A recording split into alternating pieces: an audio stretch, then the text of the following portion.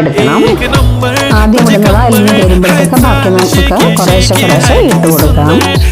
വലിയ ചൂടോടെ ചേർത്താലും ഇത് അലിയാൻ പ്രയാസമാണ്. അപ്പോൾ ഒന്ന് ആറിയതിന് ശേഷം ഇട്ടാൽ എളുപ്പമൊന്ന് അലിഞ്ഞ് കിട്ടും.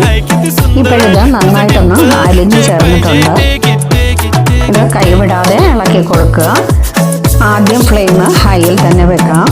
തിളച്ച് കുറച്ചൊന്ന് വറ്റി കഴിയുമ്പോഴത്തേക്ക് നമുക്ക് ലോ ഫ്ലെയിം ആക്കണം.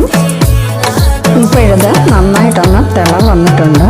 അപ്പോൾ അതിലേക്ക് ഇടയ്ക്കിടയ്ക്ക് നമുക്ക് നെയ്യ് ചേർത്ത് കൊടുക്കണം. 1 ടീസ്പൂൺ നെയ്യ് വീതം ഒരു 4 പ്രാവശ്യം ഞാൻ ചേർത്തു.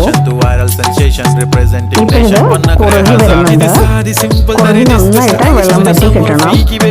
അപ്പോൾ എൻ്റെ പ്രിയപ്പെട്ട കൂട്ടുകാരെ, എൻ്റെ ഈ വീഡിയോ ഇഷ്ടമായ ലൈക്ക് ചെയ്യാനും കമൻറ്റ് ചെയ്യാനും മറക്കല്ലേ. അതുപോലെ എൻ്റെ ഈ ചാനൽ ആദ്യമായി കാണുന്നത് ഒന്ന് സബ്സ്ക്രൈബ് ചെയ്യുക, ബെല്ലൈക്കൺ ക്ലിക്ക് ചെയ്യുക, ഓൾ എന്ന ഓപ്ഷൻ കൂടി